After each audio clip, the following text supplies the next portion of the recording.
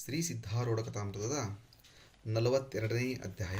42ನೇ ಅಧ್ಯಾಯದ ಪೂರ್ವದಲ್ಲಿ ಶ್ರೀ ಗ್ರಂಥ ಮಹಾತ್ಮೆ. ಶ್ರೀ ಗಣೇಶಾಯ ನಮಃ. ಶ್ರೀ ಗುರು ಸಿದ್ಧಾರೂಢಾಯ ನಮಃ. 4 ವೇದ, 6 ಶಾಸ್ತ್ರ, 18 ಪುರಾಣ, 28 ದಿವ್ಯ ಆಗಮಗಳ ಸರ್ವಸಾರಭೂತವಾದ ಶ್ರೀ ಸಿದ್ಧ ಪುರುಷನ ಈ ಪವಿತ್ರವಾದ ಚರಿತ್ರೆಯನ್ನು ನಿತ್ಯವೂ ಶ್ರದ್ಧೆಯಿಂದ ಓದುವ, ಕೇಳುವ, ಪೂಜಿಸುವ ಸರ್ವಭಕ್ತರಿಗೆ ಧರ್ಮ, ಅರ್ಥ, ಕಾಮ, ಮೋಕ್ಷಗಳು ಸಿದ್ಧಿಸುವವು. ಸರ್ವ ಕಷ್ಟ ನಷ್ಟಗಳು, ಸರ್ವ ಪಾಪತಾಪಗಳು, ಚೋರ, ವೈರಿ, ವಿಷಭೂತಾದಿ ಭೀತಿಗಳು ಬಯಲಾಗಿ ಸರ್ವದಾ ಸಕಲ ಸನ್ಮಂಗಳಿಂದ ಕೂಡಿದ ಸುಖ ಸೌಭಾಗ್ಯಗಳು ಒದಗಿ ಬರುವವು. ಶ್ರೀ ಸಿದ್ಧ ಸದ್ಗುರುವಿನ ಕೃಪಾಪೂರ್ವಕ ಶ್ರವಣ ಮಾಡುವುದರಿಂದ ಶಾಂತಿ, ತಾಂತಿ, ವಿವೇಕ, ಜ್ಞಾನ, ಸದ್ಭಕ್ತಿಗಳು ಸಂಪ್ರಾಪ್ತವಾಗುವವು. ಈ ಗ್ರಂಥವನ್ನು ತನ್ನ ಇಷ್ಟ ದೇವತಾ ಮಂತ್ರದೊಡನೆ ಗಂಧ, ಅಕ್ಷತಾ, ಧೂಪ, ದೀಪ, ನೈವೇದ್ಯಗಳಿಂದ ಪೂಜಿಸಿ ಪ್ರತಿ ಅಧ್ಯಾಯದ ಪ್ರಾರಂಭದಲ್ಲಿ ಗ್ರಂಥ ಮಹಿಮೆಯನ್ನು ಪಠಿಸಿ ಸ್ಮರಿಸಿ ನಂತರ ಪಾರಾಯಣ ಮಾಡಿ ಮಂಗಳ, ವಿಭೂತಿ, ಪ್ರಸಾದಗಳನ್ನು ಭಕ್ತಿಯಿಂದ ಸ್ವೀಕರಿಸುವುದು ಶಿಷ್ಟರ ಸಂಪ್ರದಾಯವಾಗಿದೆ. ಇತಿ ಗ್ರಂಥ ಮಹಾತ್ಮೆ ಸಮಾಪ್ತಿ. ಓಂ ತತ್ಸ. ಭೂತ ಮಾತ್ರಗಳಲ್ಲಿ ನಿನ್ನನು ಕಂಡು ನಮಿಸುತ್ತ ಪ್ರೇಮದಿ ಭೂತದೊಳರ್ವಷ್ಟು ಕಾಲದಿ ನಿನ್ನ ಪಾದಕ್ಕೆ ಕರೆಸಿದಿ. ಸಿದ್ಧ ಸದ್ಗುರು ರಾಯನೇ ತಾರಕನು ನೀ ಭವನದಿಯೊಳು ಬದ್ಧನಾದೆ ಅನಾಥನೆನ್ನನು ಬಿಡಿಸಿ ಕರೆದುಕೋ ನಿನ್ನಳು. ಬಿಡಿಸಿ ಕರೆದುಕೋ ನಿನ್ನಳು. ಬಿಡಿಸಿ ಕರೆದುಕೋ ನಿನ್ನಳು. ಶ್ರೀ ಸಿದ್ಧ ಸದ್ಗುರುನಾಥನೇ, ನಾನು ನಿನ್ನ ಪಾದಕ್ಕೆ ಶರಣು ಬಂದಿರುವೆನು. ಈ ದೇಹವನ್ನು ನಿನ್ನ ಚರಣಗಳಲ್ಲಿ ಇಟ್ಟು ಬಿಟ್ಟು ನಿನ್ನ ಕೃಪೆಗೆ ಈ ಪ್ರಕಾರ ಪಾತ್ರನಾಗುವೆನು. ಒಂದು ಕ್ಷಣವಾದರೂ ನಿನ್ನ ಸಂಗ ಗಳಿಸುವುದರಿಂದ ಭವ ಭಯಭಂಗವಾಗಿ ಅಂತರಂಗದಲ್ಲಿ ನಿರ್ಮಲ ಜ್ಞಾನವು ತುಂಬಿ ಸರ್ವಾಂಗವು ಬ್ರಹ್ಮಮಯವಾಗಿ ಹೋಗುವುದು. ಹಾಗಾದರೆ ಯಾವ ರೀತಿಯಿಂದ ವರ್ತಿಸಿದರೆ ಅನುಕ್ರಮವಾಗಿ ಇಂಥ ಜ್ಞಾನವು ಪ್ರಾಪ್ತಿಯಾಗುವುದು ಎಂಬುದು ದೃಷ್ಟಾಂತದ ವಿನಃ ತಿಳಿಯಲಾರದು. ಆದ್ದರಿಂದ ಈ ಸಂಬಂಧ ಕಥೆಯನ್ನು ಸವಿಸ್ತಾರವಾಗಿ ಹೇಳುವೆನು. ದಕ್ಷಿಣ ದೇಶದಲ್ಲಿ ಮುಕ್ತಾಪುರ ಎಂಬ ಹೆಸರಿನ ಒಂದು ಗ್ರಾಮವಿರುವುದು. ಅಲ್ಲಿ ಪರಮ ವೈರಾಗ್ಯಯುಕ್ತರಾದ ದಂಪತಿಗಳಿರುವರು. ಇಬ್ಬರು ನಿತ್ಯದಲ್ಲಿ ಸಮೀಪದಲ್ಲಿರುವ ದೇವಾಲಯಕ್ಕೆ ಹೋಗಿ ತಮ್ಮ ಇಷ್ಟ ದೇವನಾದ ಶ್ರೀಕೃಷ್ಣನನ್ನು ಪ್ರೇಮಪೂರ್ವಕವಾಗಿ ಭಜಿಸುತ್ತಿದ್ದು ಚಿತ್ತದೊಳಗೆ ಏನೊಂದು ಸಂಸಾರದ ಚಿಂತೆಯಿಲ್ಲದೆ ಇರುತ್ತಿದ್ದರು. ಅವರ ಹೊಟ್ಟೆಯಲ್ಲಿ 5 ಮಂದಿ ಗಂಡು ಸಂತತಿಯಾಗಿ ಆ ಪೈಕಿ 2ನೇಯವನ ಹೆಸರು ಶಂಕರನೆಂದಿತ್ತು. ಈತನು ಚಿಕ್ಕಂದಿನಿಂದ ದೇವಾಲಯದಲ್ಲಿ ಹೋಗಿ ನಿತ್ಯ ಪುರಾಣ ಶ್ರವಣದಲ್ಲಿ ತತ್ಪರನಾಗಿರುತ್ತಿದ್ದನು. ಸಂತ ಕೃಷ್ಣನು ಜ್ಞಾನೇಶ್ವರಿಯನ್ನು ವಿವರಿಸಿ ಹೇಳುತ್ತಿರುವಾಗ ಶಂಕರನು ಬಹುಪ್ರೇಮದಿಂದ ಕೇಳುತ್ತಿದ್ದ. ಶ್ರವಣವಾದ ನಂತರ ಏಕಾಂತ ಸ್ಥಾನಕ್ಕೆ ಹೋಗಿ ಏ ಕೃಷ್ಣನಾಥನೇ ಜ್ಞಾನದಾತನಾಗು ಎಂದು ಪ್ರಾರ್ಥಿಸುತ್ತಿದ್ದನು. ಮುಂದೆ ಶಂಕರನಿಗೆ ಲೌಕಿಕ ವಿದ್ಯಾ ಪ್ರಾಪ್ತಿಯಾಗಿ ಕೃಷ್ಣ ಭಕ್ತಿಯನ್ನು ಮರೆತನು. ಆಮೇಲೆ ಪತ್ನಿಯು ಪ್ರಾಪ್ತಳಾದ್ದರಿಂದ ಆತನಿಗೆ ಸಂಸಾರದೊಳಗೆ ಆಸಕ್ತಿಯು ದೃಢವಾಯಿತು. ಉದ್ಯೋಗ ವ್ಯವಹಾರದಲ್ಲಿ ಅತಿ ಚತುರನಾಗಿದ್ದು ತೀವ್ರವಾಗಿ ಧನಪ್ರಾಪ್ತಿಯಾಗಲಾರಂಭಿಸಿತು. ಲೋಕದಲ್ಲಿ ಮಾನ ಹೊಂದುತ್ತಿದ್ದು ಶಂಕರನ ಮನಸ್ಸು ಪೂರ್ಣ ಪ್ರವೃತ್ತಿಪರವಾಯಿತು. ಅನಂತರ ಅವನಿಗೆ ಸುಂದರನಾದ ಪುತ್ರನು ಜನಿಸಿದನು. ಅದರಿಂದ ಶಂಕರನ ಆನಂದವು ಅಪಾರವಾಯಿತು. ಆದರೆ ಮುಂದೆ ಏನು ಪವಿತ್ರವಾದ ಕಥೆಯು ವರ್ತಿಸಿತು ಅದನ್ನು ಸಾದರ ಚಿತ್ತದಿಂದ ಶ್ರವಣ ಮಾಡುವಂತರಾಗಿರಿ. ಮಗುವಿಗೆ 6 ತಿಂಗಳು ಅಂದವು. ಒಮ್ಮೆ ಶಂಕರನು ನಿದ್ರಿಸ್ತನಾಗಿದ್ದಾಗ ಸ್ವಪ್ನದಲ್ಲಿ ಒಬ್ಬ ಸನ್ಯಾಸಿಯು ಬಂದು ಕ್ರೋಧ ದೃಷ್ಟಿಯಿಂದ ನೋಡುತ್ತಿದ್ದನು. ಕೂಡಲೇ ಸನ್ಯಾಸಿಯು ಅದೃಶ್ಯವಾದನು. ಆದರೆ ಶಂಕರನು ಎದ್ದು ಹರಿ ಹರಿ ಎಂದು ಅಳುತ್ತಾ ಭೂಮಿಗೆ ಬಿದ್ದನು. ಆ ನಾಮದಿಂದ ಕೂಗುತ್ತಾ ಆತನಿಗೆ ದೇಹಭಾವ ತಪ್ಪಿಹೋಯಿತು. ಗೃಹದೊಳಗಿನ ಮಂದಿ ಎಲ್ಲರೂ ಗಾಬರಿಯಾಗಿ ಆತನನ್ನು ದೇವರ ಗುಡಿಗೆ ಒಯ್ಯಲು ಅಲ್ಲಿ ಕೃಷ್ಣಮೂರ್ತಿಯನ್ನು ಕಂಡು ಮತ್ತಿಷ್ಟು ಆಕ್ರೋಶದಿಂದ ನಾಮೋಚ್ಚಾರ ಮಾಡುತ್ತಾ ಅಳುತ್ತಿದ್ದನು. ಈ ಪ್ರಕಾರ 3 ತಾಸು ತನಕ ಇದ್ದು ಆಮೇಲೆ ಶಂಕರನು ಶಾಂತನಾದನು. ಆದರೆ ಆತನ ಮನೋವೃತ್ತಿಯು ಪೂರ್ಣ ವಿರುದ್ಧ ದಿಶೆಗೆ ತಿರುಗಿತು. ಸ್ತ್ರೀ ಪುತ್ರಾದಿಗಳ ಸಂಬಂಧವು ಆತನ ಮನಸ್ಸಿನೊಳಗಿಂದ ಪೂರ್ಣವಾಗಿ ಹರಿದು ಹೋಯಿತು. ಆತನು ವಿಚಾರಸ್ಥನಾಗಿ ನನ್ನವರಾರೂ ಇಲ್ಲ ಎಂಬೆಂದೆನಿಸಿರುವಾಗ ಈ ಸ್ಥಾನದಲ್ಲಿ ಆದರೂ ಯಾತಕ್ಕೆ ಇರಬೇಕು, ಈಗ ಸದ್ಗುರುವನ್ನು ಹುಡುಕುತ್ತಾ ಹೋಗಬೇಕು ಎಂದು ಚಿಂತಿಸೋನಾದನು. ಈ ಸಮಯದಲ್ಲಿ ಒಂದು ಪೂರ್ವ ವೃತ್ತಾಂತವು ಆತನ ನೆನಪಿಗೆ ಬಂತು. ಶಂಕರನು ಚಿಕ್ಕ ಹುಡುಗನಿರುವಾಗ ಒಬ್ಬ ವೃದ್ಧನು ಅವನಿಗೆ ಹೇಳಿದ್ದೇನೆಂದರೆ, ನಾನು ಹುಬ್ಬಳ್ಳಿಗೆ ಹೋದಾಗ ಅಲ್ಲಿ ತತ್ವವೇತ್ತರಾಗಿರುವ ಪ್ರಸಿದ್ಧ ಮಹಾತ್ಮರಾದ ಸಿದ್ಧಾರೂಢರೆಂಬುವರನ್ನು ಕಂಡಿದ್ದೆ. ಈ ಮಾತು ಆತನು ನೆನೆಸಿ ಹುಬ್ಬಳ್ಳಿಯಲ್ಲಿರುವ ಸಿದ್ಧಾರೂಢರ ಕಡೆಗೆ ಹೋಗಬೇಕೆಂದು ಮನಸ್ಸಿನಲ್ಲಿ ನಿರ್ಧರಿಸಿದನು. ಹೀಗೆ ನಿಶ್ಚಯಿಸಿ ಒಂದು ದಿವಸ ಮನೆಯಲ್ಲಿ ಯಾರಿಗೂ ತಿಳಿಸದೆ ಆತನು ಪೂರ್ವಾಭಿಮುಖವಾಗಿ ಹೊರಟು ಹೋದನು. ಅನಂತರ ಮನೆಯವರು ಹೋಗಿ ಅವನನ್ನು ಶೋಧಿಸಿ ಕರೆದುಕೊಂಡು ಬಂದರು. ಆದರೆ ಶಂಕರನು ಶ್ರೀ ಸಿದ್ಧಾರೂಢರನ್ನು ಭೇಟಿಯಾಗಬೇಕೆಂಬ ತನ್ನ ನಿಶ್ಚಯವನ್ನು ತಿಳಿಸಿದನು. ಆಗ ಒಬ್ಬ ಮಿತ್ರನನ್ನು ಜೊತೆಯಲ್ಲಿ ಕೊಟ್ಟು ಆತನನ್ನು ಹುಬ್ಬಳ್ಳಿಗೆ ಕಳಿಸುವಂತರಾದರು. ಶಂಕರನು ಹುಬ್ಬಳ್ಳಿಗೆ ಬಂದು ಶ್ರೀ ಸಿದ್ಧಾರೂಢರನ್ನು ಕಂಡು ಬಹು ಪ್ರೇಮದಿಂದ ಸಾಷ್ಟಾಂಗ ನಮಸ್ಕಾರಗಳನ್ನು ಮಾಡಿದನು. ತನ್ನ ಸಾಧ್ಯಂತ ವೃತ್ತಾಂತವನ್ನು ಸದ್ಗುರುಗಳ ಮುಂದೆ ವಿನಿಮಯಿಸಿ, ಹೇ ದಯಾನಿಧಿ, ನಾನು ಸಂಸಾರದಲ್ಲಿ ಇರಲಾರೆನು, ಪರಮಾರ್ಥವನ್ನು ಯಾವ ರೀತಿಯಿಂದ ಸಾಧಿಸಿಕೊಂಡೆನು ಎಂದು ಪ್ರಾರ್ಥಿಸಿದ್ದನ್ನು ಕೇಳಿ ಸದ್ಗುರುರಾಯರು, ನೀನು ನಾಮಸ್ಮರಣೆಯನ್ನು ದೃಢವಾಗಿ ಮಾಡುತ್ತಿರು. ಸದ್ಯದಲ್ಲಿ ನೀನು ಧ್ಯಾನಕ್ಕೆ ಅಧಿಕಾರಿ ಇರುವಿ, ಆದರೆ ಮುಂದೆ ಜ್ಞಾನಕ್ಕೆ ಪಾತ್ರನಾಗುವಿ ಎಂದು ಅಂದರು.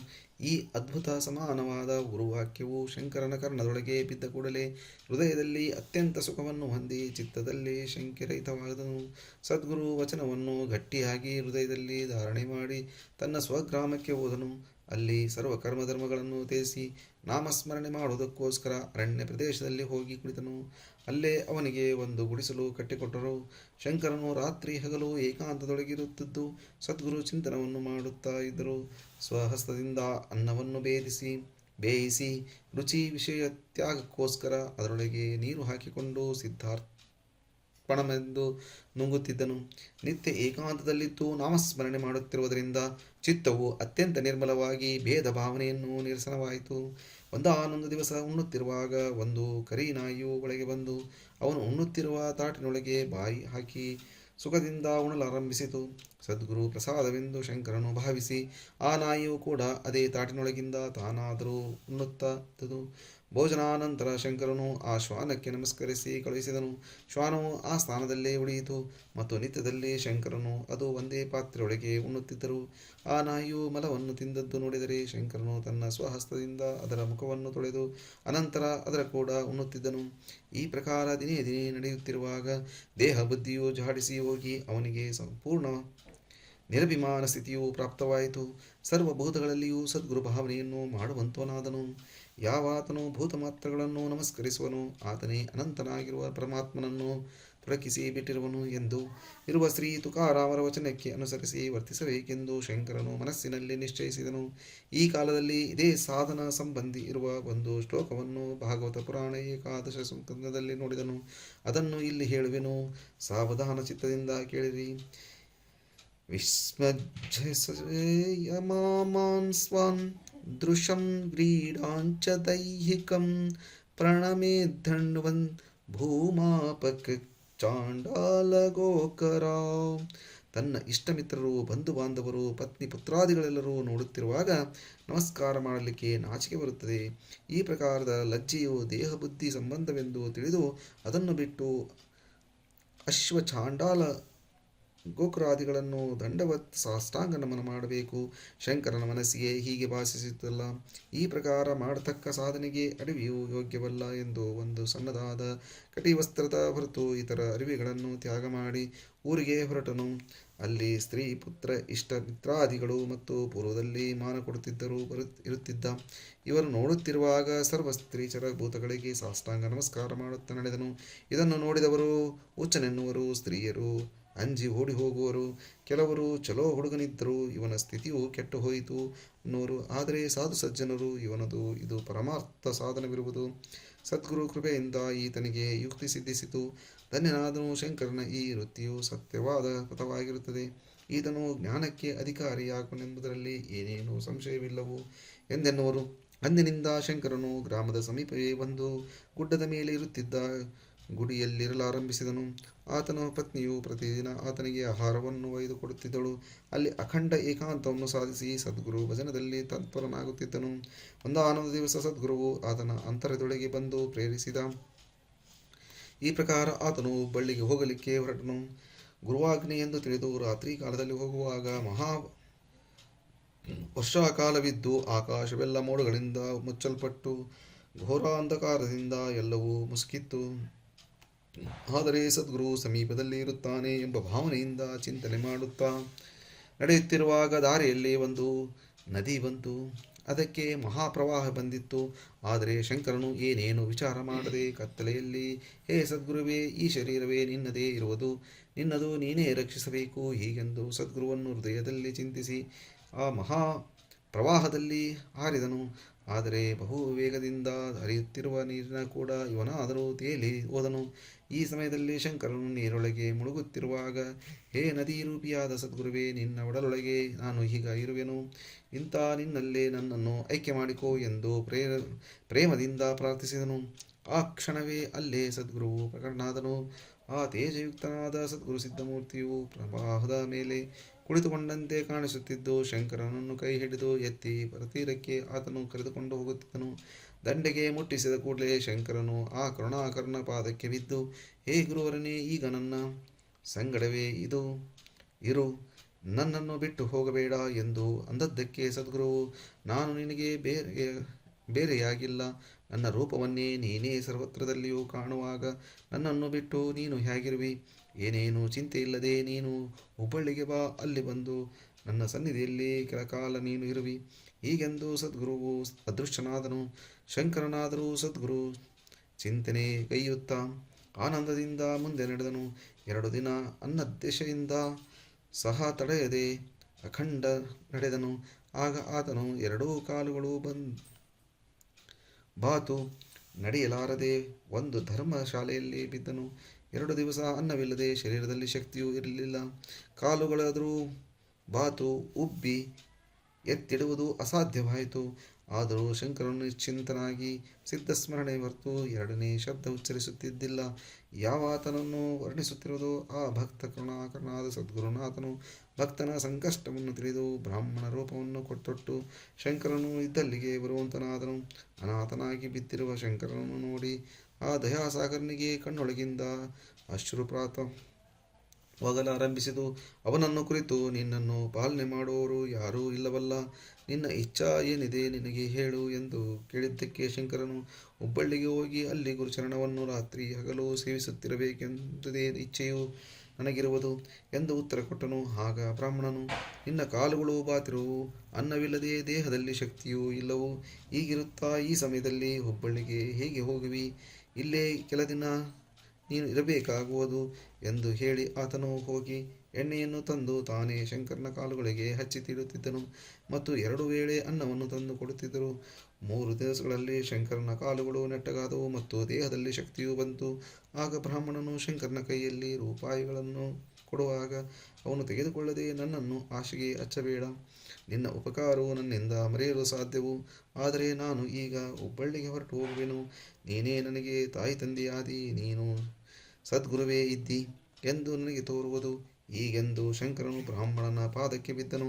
ಆತನಾದರೂ ಶಂಕರನನ್ನು ಹಿಡಿದೆತ್ತಿ, ನನ್ನ ಸಂಗಡ ಬಾ, ನಿನ್ನನ್ನು ಆ ಗಾಡಿಯ ಮೇಲೆ ಕೂಡ್ರಿಸುವೆನು ಎಂದು ಹೇಳಿ ಆತನನ್ನು ಕರೆದುಕೊಂಡು ಹೋಗಿ ಬ್ರಾಹ್ಮಣನು ಗಾಡಿಯ ಮೇಲೆ ಕೂಡ್ರಿಸಿ ಹೋದನು. ಶಂಕರನು ಹುಬ್ಬಳ್ಳಿಗೆ ಬಂದು ಮಠದಲ್ಲಿರುವ ಸದ್ಗುರುವನ್ನು ಕುರಿತು ಭೇಟಿಯಾಗುವಾಗ ಪ್ರೇಮೋತ್ಕರ್ಷದಿಂದ ಆತನ ಕಣ್ಣೊಳಗಿಂದ ಜಲಧಾರಿಗಳು ಸುರಿಯುತ್ತಿತ್ತು. ಹೇ ದಯಾಸಾಗರ ಸದ್ಗುರುರಾಯನೇ, ಕಟ್ಟಕಡೆಗೆ ನಿನ್ನ ಪಾದಕ್ಕೆ ಕರೆದುಕೊಂಡೆ, ಈಗ ದೀನನಾದ ನನ್ನನ್ನು ಉದ್ಧರಿಸುವ ಉಪಾಯವನ್ನು ಮಾಡು ಎಂದು ಪ್ರಾರ್ಥಿಸಿದ್ದು ಕೇಳಿ ನೀನು ನಿತ್ಯದಲ್ಲಿ ವೇದಾಂತ ಶ್ರವಣ ಮಾಡುತ್ತಾ ಇಲ್ಲೇ ಇರು. ಈಗ ನೀನು ಜ್ಞಾನದ ಅಧಿಕಾರಿಯಾಗಿರುತ್ತಿ. ಪ್ರತಿದಿನ ವೇದಾಂತ ಶ್ರವಣ ಮಾಡುತ್ತಾ ಏಕಾಂತದಲ್ಲಿ ಹೋಗಿ ಅದರದೇ ಮನನಂಗೆಯುತ್ತಾ ಇದ್ದಿ ಎಂದರೆ ಹೃದಯದಲ್ಲಿ ಆತ್ಮಜ್ಞಾನವು ಪ್ರಕಟವಾಗಿ ಅದರಿಂದ ನೀನು ಲೋಕತ್ರಯದಲ್ಲಿ ಧನ್ಯನಾಗುವಿ ಎಂದು ಸದ್ಗುರುರಾಯನು ಶಂಕರನ ಮಸ್ತಕದ ಮೇಲೆ ಹಸ್ತವನ್ನು ಇಟ್ಟ ಕೂಡಲೇ ಆತನು ಬ್ರಹ್ಮಾನಂದವನ್ನು ಹೊಂದಿ ಶ್ರೀ ಸಿದ್ಧರನ್ನು ವಂದಿಸಿದನು. ನಿತ್ಯ ಸದ್ಗುರು ಸನ್ನಿಧಿಯಲ್ಲಿ ಕುಳಿತು ಗುರುಮುಖದಿಂದ ಐಕ್ಯಬೋಧವನ್ನು ಶ್ರವಣ ಮಾಡಿ ಶಂಕರನು ಸುಖದಿಂದ ತಲೆದೂಗುತ್ತಾ ಇದ್ದನು. ಶ್ರವಣದಾದ ನಂತರ ಅದನ್ನು ಮನನ ಮಾಡುವುದಕ್ಕೋಸ್ಕರ ಏಕಾಂತ ಸ್ಥಾನವನ್ನು ನೋಡಿ ಅಲ್ಲಿ ಕೂಡಿಸುತ್ತಿದ್ದನು. ಈ ಪ್ರಕಾರ ನಿತ್ಯ ಶ್ರವಣ ಮನದ ಮತ್ತು ಜನರೊಳಗೆ ಇರುವಾಗ ನಿಧಿಧ್ಯಾಸನ ಘಟಿಸುತ್ತಾ ಶಂಕರನಿಗೆ ಗುರುಕೃಪೆಯಿಂದ ಪೂರ್ಣ ಜ್ಞಾನವು ಪ್ರಾಪ್ತವಾಯಿತು. ಅದರ ವರ್ಣನೆ ಎಷ್ಟೆಂತ ಮಾಡಲಿ, ಚರಾಚರಯುಕ್ತನಾದ ಈ ಸರ್ವ ಜಗವು ಆತನಿಗೆ ತನ್ನದೇ ಶರೀರ ಎಂಬಂತೆ ಕಾಣಿಸುತ್ತಿರುವುದು. ನೋಡುತ್ತಾ ನೋಡುತ್ತಾ ಜಗವೆಲ್ಲ ಕರಗಿ ಹೋಗಿ ಪೂರ್ಣವಾಗಿರುವ ತಾನೇ ಉಳಿವೆನೆಂದು ಗೋಚರವಾಗುವುದು.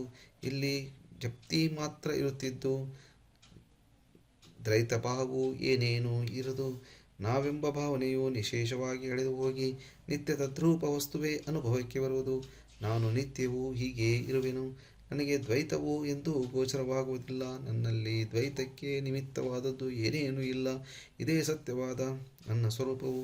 ಜಗತ್ತಿನ ಸೃಷ್ಟಿ ಸ್ಥಿತಿ ಲಯಕ್ಕೆ ಸಾಕ್ಷಿಯಾಗಿರುವ ಈ ನನ್ನ ಸ್ವರೂಪವು ನನಗೆ ನಿತ್ಯ ಅಪರೋಕ್ಷವಿದೆ. ಆ ಸ್ವರೂಪಕ್ಕೆ ಮೋಕ್ಷವೆನ್ನುವರು. ಆದರೆ ಅದರಲ್ಲಿ ಬಂಧ ಮೋಕ್ಷಗಳೆನ್ನುವೆರಡು ಇರುವುದಿಲ್ಲ.